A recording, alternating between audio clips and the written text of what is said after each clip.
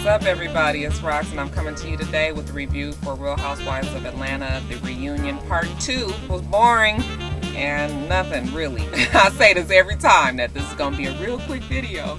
It must be like in the YouTube handbook. I'm not going to make this video long. We're just going to touch on a few things, and that's going to be that. Okay, so let's get to it, shall we?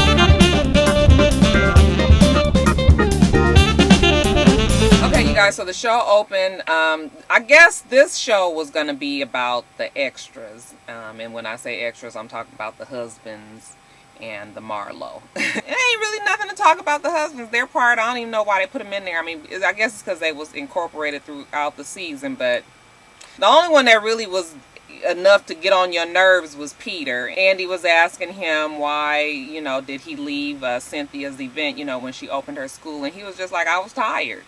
I was tired and I went home. Well, damn. I mean, it's called being a spouse and being supportive. Shit, as a spouse, a lot of times you do a whole bunch of shit you don't feel like doing. But I don't know. That didn't sit well with me, that he just felt like it was okay to leave his wife on a big night for herself. Then they talk about the anniversary party.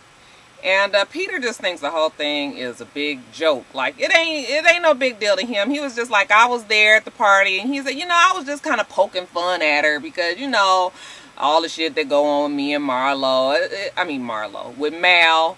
And I didn't really think it was all that big a deal. Fucking Mal was not in no damn joking mood. I mean, you guys' history ought to let you know that anything, you know, that you say is going to be, you know, real touchy. And she probably is going to react to it differently. He was taking pot shots at that girl, and, you know, she blew up. Now, Mal's been out of line plenty of times, too. So, I mean, I'm not saying that Mal is you know, is the innocent one in this. You know, they both are tripping. They both are just really tripping. But I feel like Cynthia, when she always corrects Mal, she don't never correct Peter. They talked about the fight with Apollo. I guess they've all moved past that. They all seem to be pretty happy with each other. You know, he wasn't even offended about the Papa Smurf thing no more. But he gonna say Papa Smurf have a lot of change in his pocket. Nigga, Papa Smurf live in a fucking mushroom. That motherfucker ain't got no money, and neither do you. Then they start talking about Nene and Peter flirting back and forth with each other. Now, we all know that Nene and Peter flirt. Nene flirts with Peter.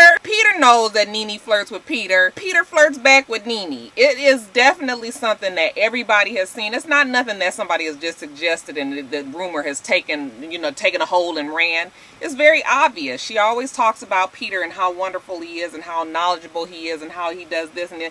And, you know, she's, hey, Peter. And, you know, she has...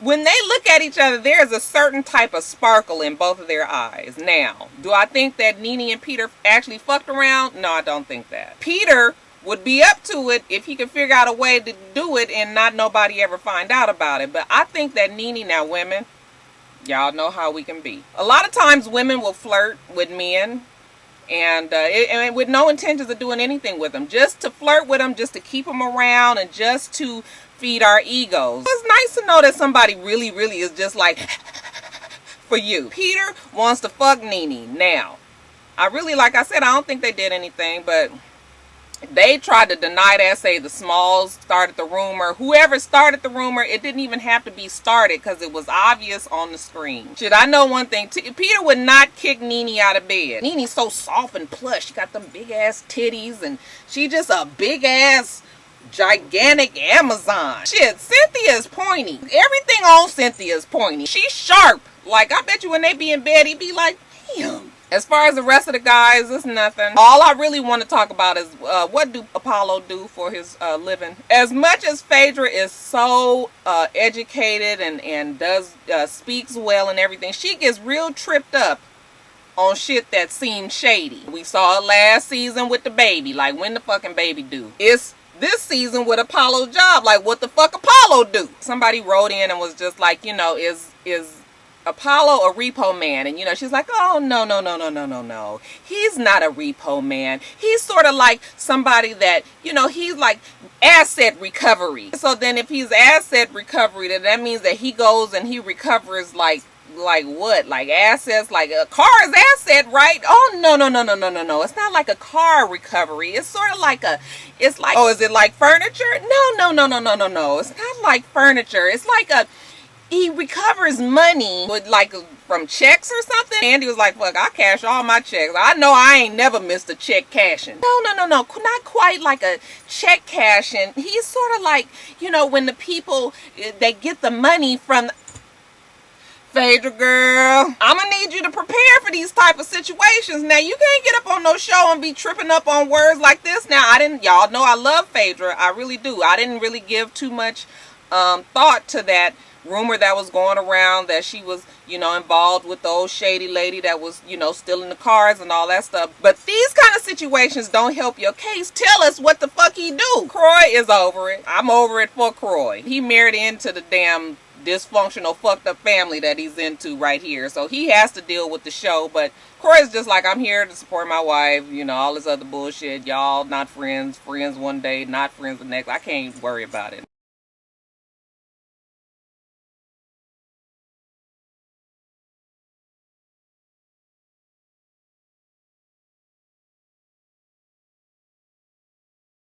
First of all, before we get on the fuckery that is the Marlo, I want to talk about how bad the Marlo looked. And when I mean bad as in good. Y'all, that fucking Marlo be fucking sharp as shit. Oh my god, I don't care how much you don't like that girl. You could not say that bitch was working it from head to toe. Did you see that fucking weave? Oh my god, what kind of hair was that? That shit was straight. It wasn't silky. It was the right kind of black texture. That shit was thick. It wasn't too thick. It wasn't too thin. It was perfect. It was like the damn weave gods had been shined down and blessed upon her head. I was just like, girl, you best to fucking wear that hair. She was beautiful. Flawless is really the word that I'm trying to use here.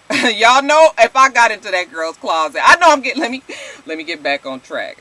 You know, Marlo comes on and they talking about how she know everybody and who she met first. Still trying to bamboozle us with that fucking lie that she was dating Charles Grant. Charles Grant ain't got a fucking enough money in none of his accounts. Y'all know she wasn't never seeing him. It's all really pretty pleasant. You know, she's sitting next to Nene. It's funny when she gets introduced, you know, Nene claps her hands like, yay, because she know Marlo is fixing to bring some shit to these girls. Andy asked her how does she feel about the fact that Kim said that her hole was bigger than hers. And when we say hole, we talking about pussy holes. Then Marlo says real diplomatically, well, Kim, I have to say that I was very hurt when I heard you say that, because I felt like that we were always cut from the same cloth. You know what? I take that back. We're not cut from the same cloth. You're a whore. You're a homewrecker. You were dating a married man, and I never dated a married man. You tore up a family. Everybody was like, oh. That Kim was looking all down and smiling at first, and then when she looked up, she was just like, that shit was so damn shocking. I was like, fuck. You're just gonna call somebody a whore? Whore with the R is much worse than hoe. Whore is like nigger. I say nigger all the time, but when somebody called me a fucking nigger, I know that it's fixing to be a problem. Andy's mouth was wide open. Don't answer damn questions, Andy, if you don't want the answers. What, you gonna go to the party and don't dance? Kim and Marlo just starts arguing back and forth. Marlo had blood in her eyes and Kim was it, honey. Kim was the target this time. Of course, Marlo's gonna say she never slept with a married man, but that's because we all know Kim's past. It's been on the show for 4 years or 4 seasons now. Well, Marlo, whatever dirt that she's done, I'm not saying that she's messed with a married man. I do not know that. But I'm saying we will never know unless the married man comes forward. And what married man is fixing to tell somebody that they was fucking Marlo? Kim held her own. Marlo didn't get to ram rail Kim like she did Sheree. Not in the least. That's why I like Kim, because she's always been able to hold her own against these girls on this cast. I mean, let's keep it real here. She's the only white chick on the show. You have to be able to put up with our sometimes sassiness, black women out there. I'm glad that Kim was arguing right back with her. Now, I was sitting there thinking to myself, like, now let me get my fucking dictionary and let's get on to the Evelyn page where we was referencing hoe and figure out just what is the difference here. If you're fucking a man for money, married or single, I would think that we could classify you both as a whore. We start talking about the values and you know, then we start talking about what might be worse or whatever. But, you know, if we just talking about the grand scheme of things here, you both fucking somebody for money. Coochie hole sizes don't really matter here, okay? A married dick and a damn single dick fuck the same as far as I'm concerned. The only difference is that Kim settled down. Kim looked up. She married this guy. You know, I don't really know how much money he got. But, you know, when you married, y'all incomes combined. So, you know, technically, whatever money that they had before they came to this is theirs together now. So who the fuck cares where the ring came from at this point? She got a fucking nice ass ring on her finger, and that's good enough for me. Alright, you guys, that's it. Make sure you rate, comment, and subscribe to my channel. I'm itsrox. The channel is for itsrox.